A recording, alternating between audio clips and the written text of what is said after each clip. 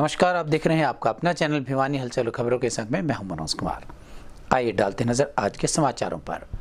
जिला निर्वाचन अधिकारी व उपायुक्त नरेश नरवाल के निर्देशानुसार भिवानी नगर परिषद के उप प्रधान का चुनाव करवाने को लेकर एक बैठक आयोजित की जा रही है। बुधवार 21 सितंबर को होने वाली इस बैठक में उप प्रधान का चुनाव ईवीएम मशीन के माध्यम से करवाया जाएगा, जिसके लिए एसडीएम द्वारा सभी पार्षदों से समय पर पहुंचने की अपील की गई है। चुनाव के बारे में जानकारी देते हुए एसडीएम संदीप अग्रवाल ने बताया कि उपायुक्त के निर्देशानुसार हरियाणा म्युनिसिपल एक्ट 1973 की धारा 15, 18 व 24 से 30 तथा हरियाणा नगर पालिका अधिनियम 1978 के नियम 70 से 72 बी के अंतर्गत उप प्रधान का चुनाव करवाने बारे एक विशेष बैठक आयोजित की जाएगी। उन्होंने बताया कि उप प्रधान पद का चुनाव ईवीएम मशीन के माध्यम से करवाया जाएगा।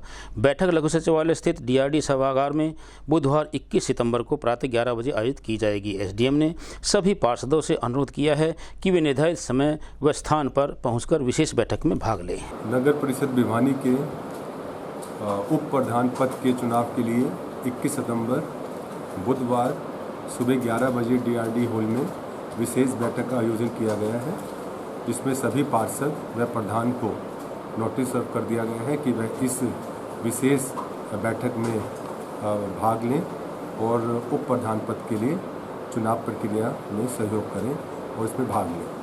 तो ये उप प्रधान पद के चुनाव के लिए ये तीसरी विशेष बैठक है और ये हमने 30 दिन के अंदर करनी थी, जो कि पिछले बार कोरम पूरा ना होने के कारण स्थगित कर दी गई थी, जो 26 अगस्त के लिए डेट फिक्स की गई थी। इस बार है 21 सितंबर 2022 डेट निश्चित की गई है उप प्रधान पद के चुनाव के। इसमें जैसा कि स्पेशल मीटिंग के लिए कोरम की कंपलसरी है कि 50% ऑफ द टोटल मेंबर्स जो हैं वो ज़रूर आएँ जब ही मीटिंग स्टार्ट की जाएगी।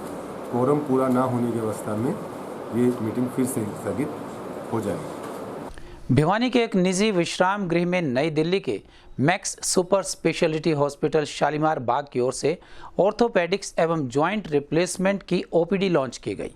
इसके बाद इस ओपीडी की सुविधा हर महीने के प्रथम व तृतीय गुरुवार को सुबह 9 बजे से 1 बजे तक स्थानीय चुग अस्पताल में मिलेगी। इस बारे में डॉक्टर सौरभ मोड़ा ने कहा कि बढ़ती उम्र में घुटनों की परेशानियां होना आम बात है, लेकिन परेशानी को समय पर पहचान लेना और कंप्यूटर की मदद से पूरे घुटने का बदलना अब जिंदगी में सुधार लाने के लिए कामयाब साबित हो रहा है। गंभीर रूप से गठिया से पीड़ित लोगों के लिए पूरे घुटने को बदलने की प्रक्रिया ने एक बड़ी राहत प्रदान की है, जो उन्हें काफ़ी हद तक सामान्य ज़िंदगी देती है। इसकी सर्जरी बेहद ख़ास और एडवांस माहौल में की जाती है, जिसमें न के बराबर दर्द होता है और न ही डिस्चार्ज में समय लगता है। फुल जॉइंट रिप्लेसमेंट में उन्नत तकनीक द्वारा रियल टाइम 3D इमेजिंग और सर्जन द्वारा बताए गए बेहतर और सटीक रिप्लेसमेंट का इस्तेमाल होता है। इसके अलावा न ध्यान देने योग्य तकनीकी खामियों को भी देखकर जल्द ही किया जाता है। सौरभ मोड़ा का कहना है कि इस तरह की मरीजों के बेहतर ज़िंदगी के लिए सर्जरी करवा लेनी चाहिए। इससे रोज़मर्रा के कामों के लिए दिन ब दिन दूसरे लोगों पर बढ़ती निर्भरता कम हो जाती है और वो अपने आप को ज़्यादा आत्मनिर्भर और खुश महसूस करते हैं। इस चीज़ के लिए एक्चुअली जब हम अपने घुटनों पे आलती पालती या उकड़ू बैठते हैं तो हमारे घुटनों पे जोर ज़्यादा पड़ता है, और जब हम चेयर पे जैसे हम सब बैठे हैं जब इस तरह बैठते हैं तो हमारे कूल्हों पे जोर ज़्यादा पड़ता है। तो एवरेज लाइफ में हमें ऐसे करना चाहिए कि 45-50 की उम्र तक उकड़ू आलती पालती बैठ जाएं अगर आपके घुटने साथ देते हैं तो, और उसके बाद उकड़ू आलती पालती बैठना अवॉइड करें। दूसरा, खान पान हमारा बहुत इम्पॉर्टेंट है कि वो अप्रोप्रिएट अमाउंट में हमारा प्रोटीन्स हो, कार्बोहाइड्रेट्स हो, फैट्स हो डाइट में, जिससे हमारा कार्टिलेज घुटने का ठीक रहे। उसके अगला, फिजिकल एक्टिविटी बहुत इम्पॉर्टेंट है। अगर हम बिल्कुल चलेंगे फिरेंगे नहीं, खाली कारों में घूमते रहेंगे तो मांसपेशी कमज़ोर हो जाती है और उससे भी अपना घुटने जल्दी खराब होने का चांस। अगर सीढ़ी चढ़ते हुए पेन नहीं है तो हमें सीढ़ी चढ़ना चाहिए, क्योंकि ये क्वाड्रिसेप्स एक्सरसाइज है। मैं अपने हॉस्पिटल में कभी 99.9% लिफ्ट का यूज़ नहीं करता, चाहे 8वें फ्लोर पे जाना हो सीढ़ी चढ़ के जाता हूँ। अगर आपके घुटनों में दर्द है, कोई और तकलीफ है, तो फिर आप सीढ़ी का इस्तेमाल ना करें और पहले कोलेजन सब्स्टिट्यूट और ये कैल्शियम वगैरह लें। जब कार्टिलेज ठीक हो जाए तो आप सीढ़ी चढ़ना शुरू कर सकते हैं। पर दर्द की अवस्था में सीढ़ी नहीं चढ़ना चाहिए जी। सर अक्सर देखा जाता है कि जो डॉक्टर बेसिकली उनका कहने का तात्पर्य ये है कि जो कार्टिलेज होता है वो ऊपर का घिस जाता है। जैसे बाल सफ़ेद हैं उम्र के साथ सबके होने, किसी के 4 साल पहले किसी के 4 साल बाद, कार्टिलेज थोड़ा बहुत सबका घिसता है। अगर हम वही है कि उगड़ू आलती पालती बैठते हैं, अगर हम हार्ड सरफेस पे रन करते हैं तो हमारे नी पे हमारे बॉडी वेट का 10 टाइम्स बॉडी वेट पड़ता है, वो जल्दी डैमेज होता है। और उगड़ू आलती पालती वगैरह ज़्यादा बैठते हैं, वज्रासन जो घुटनों के लिए अच्छा नहीं है, जो काफ़ी लोगों का ये सोचना है कि जब तक हम वज्रासन में नहीं बैठते हमारा खाना डाइजेस्ट नहीं होता, तो इन सब के कारण घुटने जल्दी खराब होते हैं। अगर हमें सपोज हम 45 और 50 की उम्र के ऊपर हैं तो हमें ये उकड़ू आलती पालती बैठना अवॉइड करना चाहिए, अनटिल अनलेस हम बाबा रामदेव की तरह हैं कि हम खाली फलों पे जिंदा रहते हैं और बिल्कुल सिंगल पसली आदमी हैं। इस लाइन में आपके गुरु कौन थे? रिकेट्स का प्रमुख कारण है कैल्शियम और विटामिन डी की डेफिशिएंसी। अभी आपको याद होगा, मेरे को खैर आपकी उम्र का आइडिया नहीं है, कि जैसे मैं अपनी उम्र का बताता हूँ जी, स्कूल से आते थे अपने थैले फेंक के बाहर अपना धूप में खेलने चले गए, घर वाले मना कर रहे हैं फिर भी खेल रहे हैं। पर आजकल मैं अपने बच्चों को देखता हूँ कोई अपना धूप में 2 मिनट भी खड़ा नहीं हो सकता, वो सब अपना या तो टीवी देख रहे हैं या लैपटॉप और मोबाइल। इससे बड़ा ज़्यादा हमारा जीवन शैली से काफ़ी फर्क पड़ा है, क्योंकि वो बिल्कुल उनमें धूप सहने की आदत नहीं है। हरियाणा के पूर्व मुख्यमंत्री चौधरी भूपेंद्र सिंह हुड्डा ने प्रदेश में समान विकास की एक नई परिभाषा लिखने का काम किया है। यह कहना था वरिष्ठ कांग्रेस नेता अशोक कात्यायन का। उन्होंने कहा कि पूर्व मुख्यमंत्री द्वारा चलाई गई अनेक जनहितैषी योजनाओं को बदलकर सरकार ने जन विरोधी होने का परिचय दिया है। इस मौके पर अशोक कात्यायन ने कहा कि भूपेंद्र सिंह हुड्डा ने अपने कार्यकाल में प्रदेश की ज़रूरतमंद जनता को 100 गज के प्लॉट दिए, उनके घरों में टूटियां लगवाई, टंकी रखवाने, 11,000 गाँव में सफाई कर्मचारी नियुक्त करने के अलावा अनेक ऐसी योजनाएं लागू करवाई जिनका फ़ायदा आम जन को मिल रहा है। लेकिन प्रदेश की आम जन विरोधी भाजपा सरकार उन योजनाओं को बंद कर प्रदेश की गरीब जनता के हितों पर कुठाराघात करने का काम कर रही है। कात्यायन ने कहा कि भाजपा सरकार की आम जन विरोधी नीतियों के चलते प्रदेश की जनता का मोह भाजपा सरकार से भंग हो चुका है तथा वे फिर भी भूपेंद्र हुड्डा को ही प्रदेश का सीएम बनाना चाहते हैं। वहीं कांग्रेस की भारत जोड़ो यात्रा के बारे में उन्होंने कहा कि आज देश भर में कांग्रेस की इस यात्रा को जनता का पूर्ण समर्थन मिल रहा है। युग पुरुष चौधरी भूपेंद्र सिंह हुड्डा के जन्मदिन पर हम सब साथियों ने मिलकर भगत सिंह चौक पर लड्डू वितरित किए और भगवान से दुआ की। सबसे कहा भाई आप दुआ करें कि चौधरी भूपेंद्र सिंह हुड्डा गरीब मजदूर किसान के जो हितैषी हैं उनकी आयु लंबी हो, वो स्वस्थ रहें और इसी तरह गरीब मजदूर किसान कमेरे वर्ग के मुद्दों को उठाते रहें और उनकी समस्याओं का समाधान करते रहें। और हरियाणा की जनता ने भी मन बना लिया है कि अब की बार चौधरी भूपेंद्र सिंह हुड्डा को ही हमने लाना है। हुड्डा सरकार के पिछले कार्यकाल को देखें तो चौधरी भूपेंद्र सिंह हुड्डा ने अपने कार्यकाल में गरीबों को 100 गज के प्लाट दिए। पिछले 4 दिन से स्थानीय भीम स्टेडियम में चल रहे मुक्केबाजी के मुकाबलों में स्कूली छात्र अपना दमखम दिखा रहे हैं। प्रतियोगिता के चौथे दिन भी कड़े मुकाबलों में एक दूसरे को चैलेंज देते हुए विजेता खिलाड़ियों ने अगले दौर में प्रवेश किया। इन विजेता खिलाड़ियों को राज्य स्तर पर खेलने का मौका मिलेगा। वीरवार को स्थानीय भीम स्टेडियम में आयोजित किए जा रहे 5 दिवसीय स्कूली मुक्केबाजी प्रतियोगिता के चौथे दिन अंडर 17, अंडर 19 आयु वर्ग में लड़कियों ने मुक्केबाजी में अपना हुनर दिखाया। इस बारे में खेल प्रशिक्षकों ने बताया कि आज की प्रतियोगिता में करीब 100 मुक्केबाज लड़कियों ने भाग लिया। वहीं उन्होंने बताया कि खेल शारीरिक विकास के साथ साथ मानसिक विकास भी करता है। उन्होंने बताया कि जिला स्तर पर विजय प्राप्त करने के बाद इन लड़कियों को राज्य स्तर पर खेलने का अवसर प्राप्त होगा। क्या नाम है? मेरा नाम दीपिका है, मैं खड़क क्लास से हूँ। मेरे कोच प्रदीप सर हैं जो कलंगी से हैं। मैं अभी बाउट जीती हूँ और मेरा अगर मैं स्टेट में जो फाइनल बाउट होगी अगर मैं उसमें जीत जाती हूँ तो मैं स्टेट में चली जाऊँगी, जिससे मेरे कोच का नाम रोशन होगा। नैन्सी है, मेरा नाम नैन्सी है और मैं कलिंगा गांव से बिलोंग करती हूँ और मेरे कोच का नाम अजय है से हैं और लॉन्ग एनएस पर है। मेरी एक फाइट हुई और 2 भी अभी होंगी। मैं अपने गांव का नाम रोशन करूंगी 2 फाइट और जीत कर। धन्यवाद। क्या कह रहे हो सर आज? ये आज डिस्ट्रिक्ट लेवल की बॉक्सिंग प्रतियोगिता है। इसमें अंडर 19 और 17 गर्ल्स के टूर्नामेंट हो रहे हैं। इसमें लगभग 8 से 10 वेट तो 17 में है, इतने वेट इसमें है। लगभग 15 वेट हो गए। इसमें लगभग नू लगा लो 100 बच्चे भाग ले रहे हैं। और यहाँ जो विजेता खिलाड़ी होगा वो आगे जाके स्टेट लेवल की टूर्नामेंट है, आगे उसमें हिस्सा 2 दिवसीय टूर्नामेंट है गर्ल्स की। बॉयज़ की हम पीछे करवा चुके हैं। 2 दिवसीय टूर्नामेंट ये गर्ल्स के लिए। स्थानीय हांसी रोड स्थित राजीव गांधी महिला महाविद्यालय में एनसीसी फर्स्ट ईयर कैडेट के सिलेक्शन के लिए ट्रायल का आयोजन किया गया।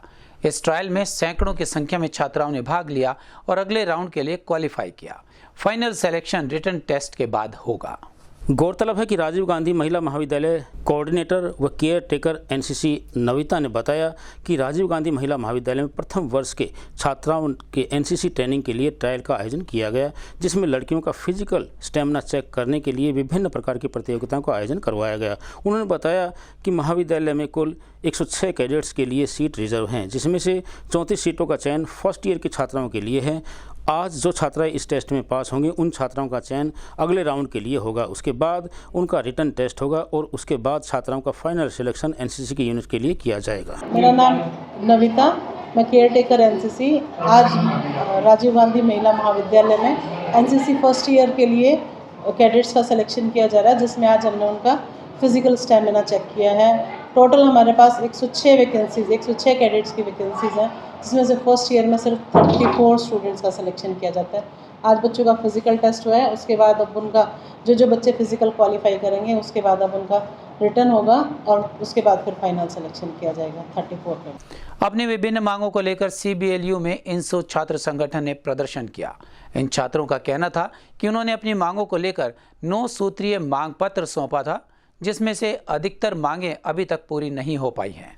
वहीं सैकड़ों छात्रों के परिणाम घोषित न होने से छात्रों को अनेक तरह की परेशानियों का सामना करना पड़ रहा है। चौधरी बंसीलाल विश्वविद्यालय बार बार विद्यार्थियों के भविष्य के साथ खिलवाड़ कर रहा है। अब सीबीएलयू प्रशासन लंबित रिजल्ट जारी न कर विद्यार्थियों के भविष्य के साथ खिलवाड़ कर रहा है तथा सीबीएलयू प्रशासन की इस लापरवाही के कारण विद्यार्थियों का भविष्य अधर में लटका हुआ है। इस बात को इंसो राष्ट्रीय सचिव सचिन जताई ने पीजी रेगुलर एवं यूजी रेगुलर के रिजल्ट जारी किए जाने की मांग को लेकर स्थानीय सीबीएलयू के मुख्य द्वार के समक्ष धरने पर बैठे इंसो पदाधिकारी को संबोधित करते हुए कही। इस मौके पर इंसो छात्र नेता नितिन सेन ने कहा कि रिजल्ट जारी किए जाने की मांग को लेकर इंसो द्वारा पहले भी प्रदर्शन किया गया था, तब सीबीएलयू प्रशासन द्वारा उन्हें आश्वासन दिया गया था, लेकिन विद्यार्थियों की इस मांग को पूरा नहीं किया गया, जिसके विरोध में इंसो को मजबूरन धरना शुरू करना पड़ रहा है। उन्होंने कहा कि रिजल्ट पेंडिंग होने के कारण विद्यार्थी अगली कक्षा में दाखिला नहीं ले पा रहे हैं, जिसके चलते उनका भविष्य बर्बाद हो रहा है, लेकिन फिर भी सीबीएलयू प्रशासन इस ओर कोई ध्यान नहीं देता। हमने कुछ दिन पहले वाइस चांसलर जी का घेराव करके इंसो की पूरी टीम ने एक ज्ञापन दिया था, जिसमें 9 सूत्रीय मांगों को लेकर हमने अपनी मांगें रखी थी। आज उन बातों को 10 दिन हो चुके हैं, जबकि हमने 1 हफ्ते का टाइम दिया था उनको। 2 दिन ऊपर हो चुके हैं। अब हम धरने प्रदर्शन पर बैठ गए हैं। विद्यार्थी हार करके इस धरने प्रदर्शन पर बैठने को मजबूर है। वाइस चांसलर से 9 मांगें की गई थी, जिनमें से केवल 1 मांग पूरी करके मिट्टी गोले देने का काम किया है वाइस चांसलर ने, विद्यार्थियों को गुमराह करने का काम किया है। हमारी बाकी जो मांगें थी वो मुख्य मांगें अभी तक नहीं मांगनी गई हैं, जिनके कारण क्या है, कुछ दिन पहले आपके पत्रकार बंधुओं ने भी एक खबर छापी थी, न्यूज़ में आई थी कि भी पीजी के विद्यार्थी जो हैं वो एडमिशन लेने से रह गए हैं बड़ी संख्या में। क्यों रह गए हैं? क्योंकि उनका रिजल्ट अभी तक नहीं आया है। इसलिए यहाँ इकट्ठे हुए हैं क्योंकि यूनिवर्सिटी द्वारा टाइम पे रिजल्ट ना निकाला जा रहा है और बच्चों को मीठी गोली दी जा रही है। इसके लिए इंसो आज अनिश्चितकालीन हड़ताल पर बैठी है और अगर आगे तक भी हमारी मांगें नहीं मानी गई तो हम भूख हड़ताल पर भी बैठेंगे। भवानीखेड़ा क्षेत्र के गांव कुंगड़ में बुधवार को इनेलो पार्टी के मुखिया व पूर्व मुख्यमंत्री चौधरी ओम प्रकाश चौटाला पहुंचे। यहां पहुंचकर उन्होंने 25 सितंबर को चौधरी देवीलाल के जन्मदिवस पर आयोजित होने वाले समारोह के लिए निमंत्रण दिया। वहीं अपने संबोधन में उन्होंने अनेक मुद्दों पर सरकार को आड़े हाथों भी लिया।